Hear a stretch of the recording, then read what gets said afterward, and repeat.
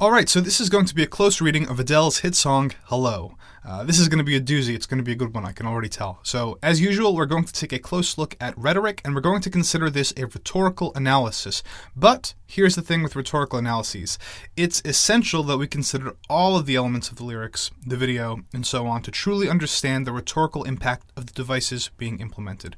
So, literary analysis and literary elements, things like symbolism, things like mood and color, they are very important as far as rhetorical analysis is concerned as well, because these literary strategies are also rhetorical strategies, right? They also impact the quality of the rhetoric and the quality or strength of the argument. So basically, everything matters. Okay, now let's roll the video.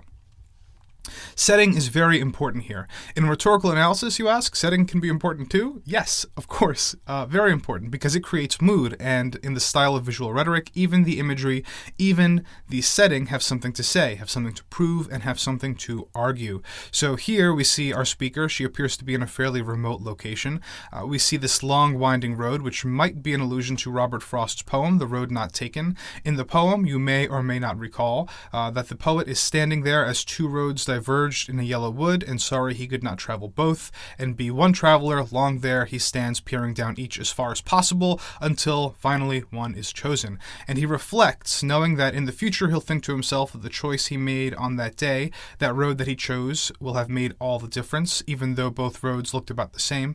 Here, the speaker is already at the end of that road, which makes this already a very, very interesting argument, right? It's that moment when she's looking back and she's thinking to herself, that road that I chose all those years ago, did it make all the difference, right? Was that the right choice? Did that road matter at all? But now we were reading very deeply into a single image, so we'll move forward.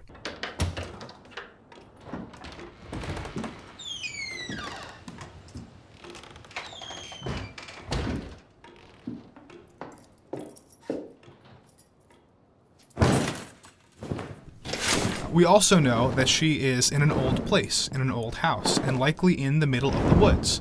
What might that mean? Well, it could mean a lot of things. We can take a moment to think about, literary allusions. You can think about what it means to you. I know that this reminds me almost immediately of the beginning of Dante's Inferno. And for those of you who are not familiar with it, it's basically an epic poem about Dante's journey through hell and purgatory, and he finally gets into heaven where he can be with Beatrice, the love of his life. So why does this remind me of Dante's Inferno? Well, because Dante's Inferno doesn't begin in hell. It begins lost in the woods, right? It's a setting similar to this one. And what Dante says at the very beginning, the very first line there, is midway upon the journey of our life, I found myself within a forest dark, for the straightforward path had been lost.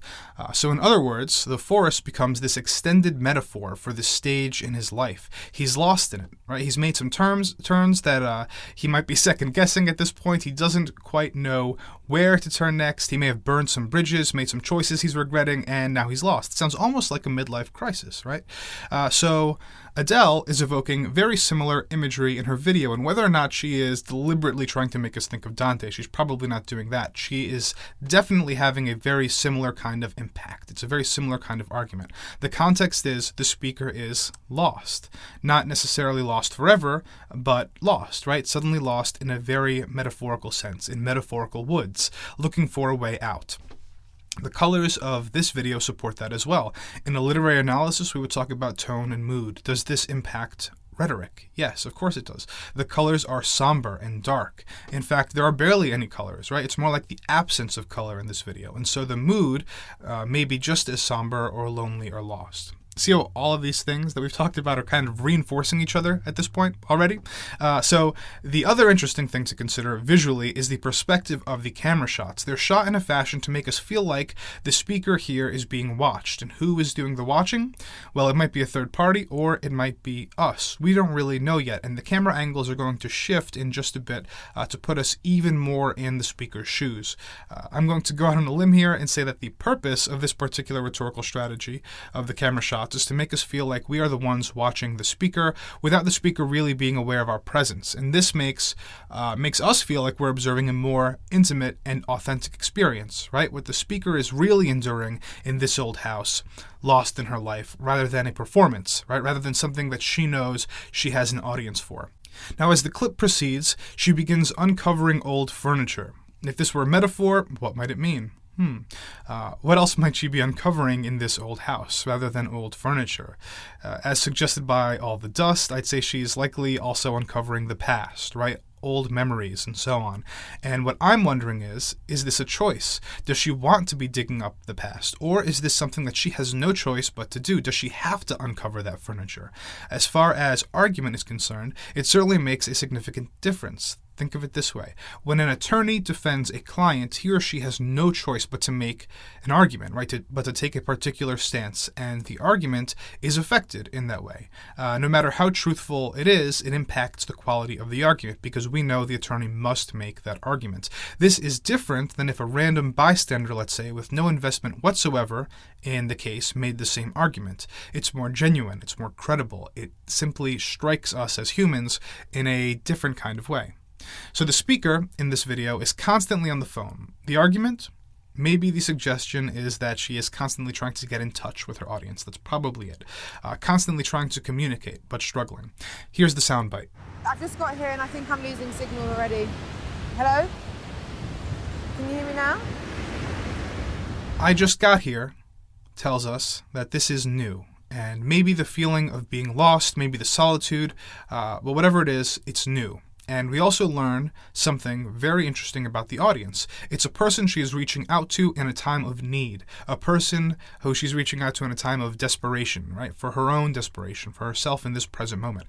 And what do we know about their relationship? Well, given the trouble that she's having with the phone call, it seems that it's a rocky relationship, right? It's not terribly strong, at least not in this moment. It is disconnected. There's some kind of time or distance or obstacle between them. Okay, let's listen to some of the lyrics.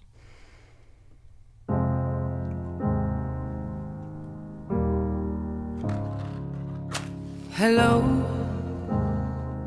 it's me. I was wondering if after all these years you'd like to meet to go over everything. So, hello, it's me allows us to make a few generalizations about the speaker and the audience. The speaker is comfortable enough with her audience to expect him or her to immediately recognize her by the sound of her voice alone. Right? Think about who you would call and say, "Hi, it's me," to. Probably not that many people. Your family members, perhaps, your aunt, your mom, your closest friends. So that's the kind of relationship we're dealing with. That is the kind of audience that she's reaching out to. Someone who she is probably very, very close with, very intimate with. The following line reinforces this and gives us a new dimension of understanding. If after all these years lets us know that there is a good deal of distance between the speaker and the audience, at least in the sense of time passing. The second half of the sentence, the question of the audience wanting to meet to go over everything, suggests that these are troubled waters, right? They're not meeting to catch up. They're not meeting to have fun or hang out or just party, celebrate life. They're not doing anything like that. They're meeting to go over everything, right? To go over the things that have happened. It sounds like they're going over the trials, right? The trouble. It sounds like a relatively painful transaction, perhaps one that will bring closure to a longer or more painful and drawn-out experience. So before we move on, who's the speaker? Think about it for a moment. Who is the speaker and who is she speaking to? Or who is the speaker speaking to? I'm going to propose 3 suggestions. The first is the most obvious and the most common, right? It's that the speaker is reaching out to an old lover. That's her audience, right?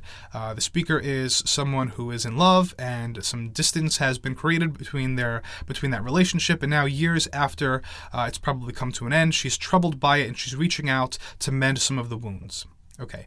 The second option I'm going to propose is that perhaps she is reaching out to her older self, or her younger self, rather, right? Like the speaker is the older version, and she is writing a note or reaching out, trying to call her younger self from the future, trying to give herself a bit of advice from the road ahead, or about the road ahead, right? The way she treats time in this song is very important and speaks to this kind of relationship. The notion of her wanting to catch up with her younger self, to go over everything, to review her own life choices, is actually a very compelling relationship and makes for a very compelling argument. The third choice, as far as her speaker and audience is concerned, now this one is a doozy and you may not buy into it, and that's fine, but the third choice I'm going to suggest for the sake of making things interesting here is that the speaker is the audience's ghost. How about that? Is the dead speaker somehow trying to communicate with the living version of herself in the past? If you disagree, I'm going to encourage you to find textual evidence from the song and the lyrics to support your disagreements. Otherwise, you're going to have to live with the fact that this is a possibility. Which makes this argument so much more complex. And if you think of it this way, it'll force you to actually look for a lot more details in the song, a lot more details in the lyrics. It makes it much more interesting. Okay, now let's proceed with the lyrics and the video to see where the argument goes and what more we can learn from it. They say that time's supposed to heal ya, but I ain't done much healing. Okay, so depending on who our speaker and audience are, this could mean a number of things. If the speaker is reaching out to an old lover, then we learn that their relationship took a toll on her and she isn't over it yet. She hasn't done much healing. If the speaker is an audience in the future, then it's a word of advice, saying that time is supposed to heal and you're going to think that, but heads up, the future does not involve healing for you, right? Future you is not healed. If this is the scenario number 3 and the speaker is the audience's ghost, well, perhaps the ghost exists outside of time. And so if time heals all things, that doesn't really matter because when you're dead, you're dead. As far as Dante's Inferno goes, this is the case with heaven and hell. Time isn't a factor when you're a ghost. So time's supposed to heal, great, but of course time doesn't pass for a ghost, and so you're doomed. Great. Okay. Many interesting possibilities.